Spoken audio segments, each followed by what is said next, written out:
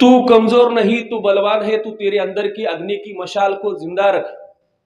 तू निकला है एक नए सफर पर, तू निकला है एक नए सफर पर, तू तेरे अंदर का तीर जिंदा रख।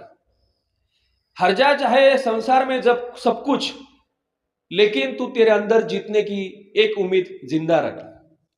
आणि मग माझ्या सर्व मित्रांना या ठिकाणी सांगायचं की आज आपण या ठिकाणी राजकीय बॅचचं आयोजन केलेलं आहे।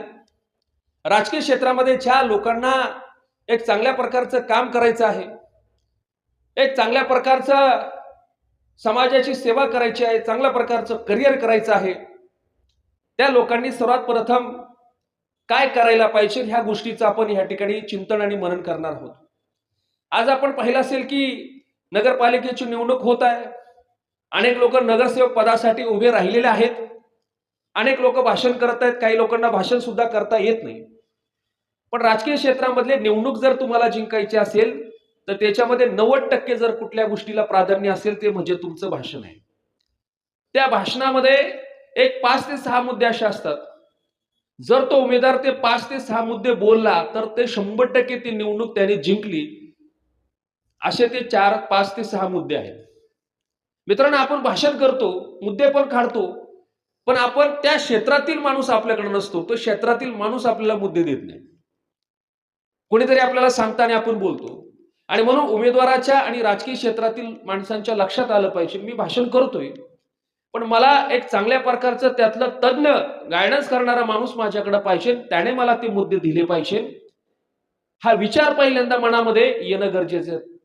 आल्यानंतर तुम्ही राजकीय जीवनामध्ये फार पुढे निघून जाल। मग एक सामान्य नगरसेवक सुद्धा तुम्हाला सांगतो या राज्याचा मुख्यमंत्री होऊ शकतो, सामान्य नगरसेवक देखील या देशाचा पंतप्रधान होऊ शकतो, एवढी ताकद या भाषणामध्ये आहे। आणि म्हणून भाषणाचं राजकारणातलं महत्व हे आपण समजून घेतलं पाहिजे। माझ्या मित्रांनो, ही माझी आपल्या सर्वांना हात जोडून कळकळीची विनंती आहे।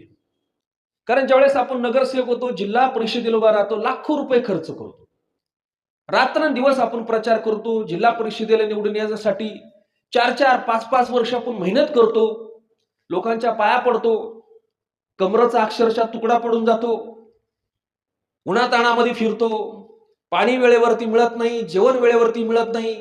आणि या सगळ्या गोष्टी केल्यानंतर एक सर्वात महत्त्वाचा मुद्दा, सर्वात महत्त्वाची गोष्ट ती मागे राहते, ते म्हणजे आपलं भाषण। त्याच्याकडे आपण विचार करतच नाही, आपल्याला जसं येतं तसं आपण बोलत राहतो। आणि आपल्याकडे सांगतात लोक, काय नाही मनात येईल ते ठोकत राहायचं, अरे ठोकत राहायचं नाही, ते भाषणामुळे काही लोक पराभूत झाले।